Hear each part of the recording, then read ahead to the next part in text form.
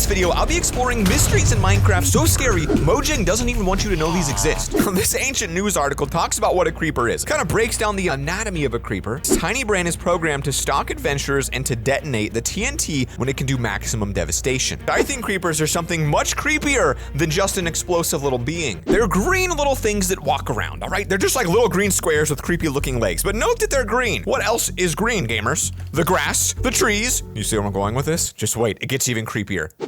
When creepers explode on you, the theory is that they're not actually blowing up TNT. What they're doing is releasing their spores to plant more creepers. The creeper design is actually just a slightly recolored leaf. In fact, this is the exact leaf pattern that you're going to see on every leaf in Minecraft. The creeper's original texture was literally leaves. My editor is gonna cover up the creeper face right now, and guess what? You could not tell that this isn't actually a leaf pattern. Let's go back to this official creeper article from Mojang itself, but why does the creeper destroy itself in the process? Some say the explosions distribute spores, which new creepers grow. What I'm telling you guys is creepers are not actually animals or mobs. Creepers are some weird, like, actual living plant that explodes near you to release its spores to grow baby creepers. But that's only our first mystery of the day. Take a look at this. Every time we test a mystery today, we're gonna take a step forward on the scary meter, and each one is scarier than the last. If we can beat them all, we're gonna unlock the Doom mystery. By the way, we will unlock the Doom mystery. I'll tell you that right now. It's pretty wild. Going on to level 2 though.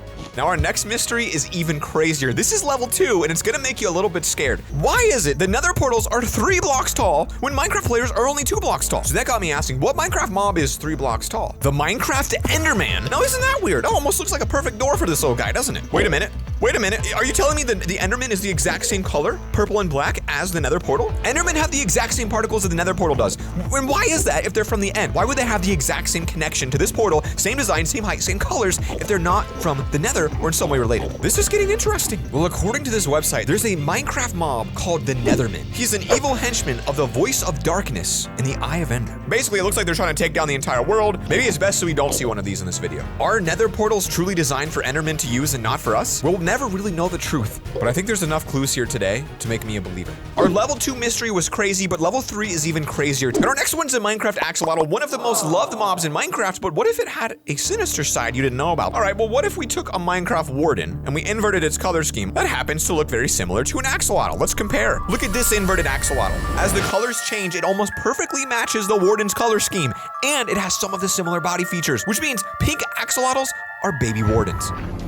It's time to enter a new dimension for our next myth. If you ever played Minecraft before, you probably noticed Minecraft Ancient Debris. It looks a little bit like this, and you might notice, wait a minute, that kind of looks like a tree pattern. It is a tree pattern. Look at that, it's the exact same. Well, let's look at the side. Does it look like bark? Oh, you know what, it kind of does look like bark. Hold up. Ancient Debris is the same shape, design, and almost the same color as a Minecraft tree, which leads us to have 2 theories about what Ancient Debris really is. A, Ancient Debris is an ancient pillar from some sort of old structure that was buried underground, but I don't know if I believe that, because wouldn't there be more with it? Why would just the pillars survive? Like, wouldn't there be more? Ancient debris very well may be buried warp stem that has been underground for millions of years. Does that mean that if we were to leave a warp stem here for a really long time submerged here, it turns into ancient debris as well?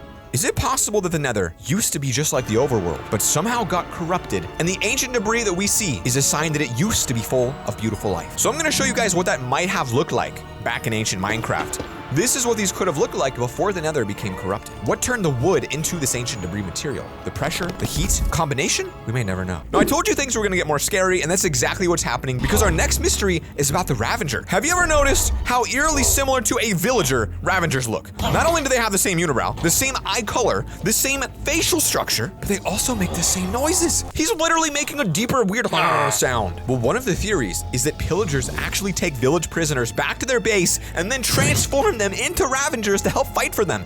All right, here is the pillager outpost. We're going in at nighttime to see if we can catch them doing anything, obviously in spectator mode. On the downstairs floor, there's just obviously a couple windows and there's nothing under it. So there's nothing here that shows me how they're turning these villagers into Ravagers. What's strange is there doesn't seem to be any clues as to how they transform the villager into the Ravager. I mean, this cage though is empty. Wait a minute.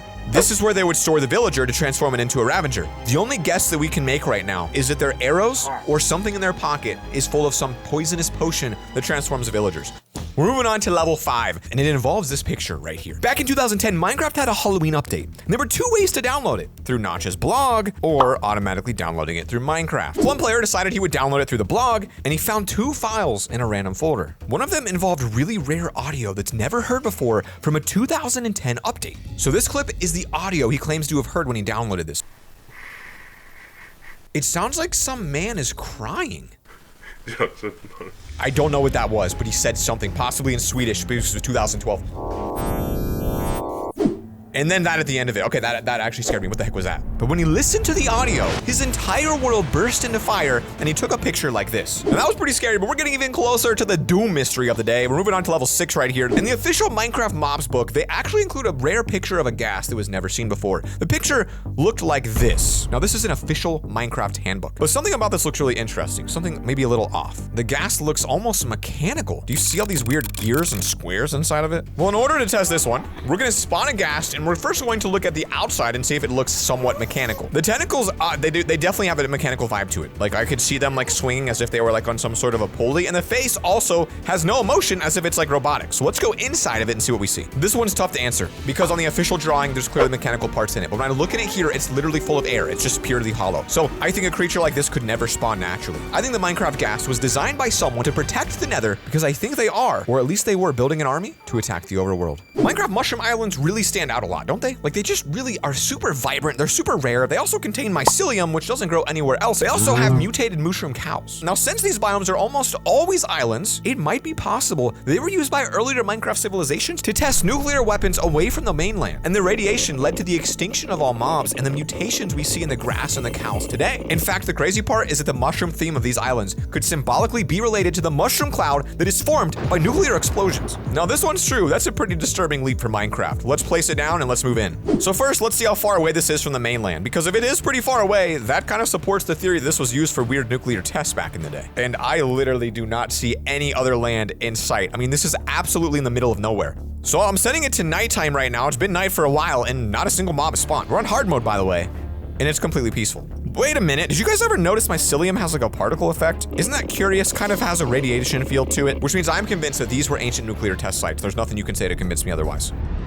And that, my friends, brings us to the Doom myth. Minecraft piglins in the Nether might have actually created their own obsidian portals in order to explore the overworld. But when they did, they found out that the portals rotted their flesh off their bodies. From there, the zombified piglins then went back to their homeworld and they destroyed the portals on the other side. Here, for example, is a ruined portal in the Nether, and it's beautifully designed, all right? There was a lot of time put into this build, but notice that there's nothing around here except for a bunch of fire and destruction. So here's some Minecraft piglins. And when these piglins come to the overworld, they appear to be shaking violently. They look like they're vibrating. Something's going on here. And there it is with the skin melting off. It almost seems like the oxygen in the overworld is doing it to them. I would say the answer is yes. Nether portals must have originated in the Nether itself, which is why they have the name. Which means maybe the Nether was the very first dimension in Minecraft, and the overworld actually came second. Could this be connected to the giant Alex we covered a few weeks ago in this video? If it is, this is one of the biggest discoveries we've ever made.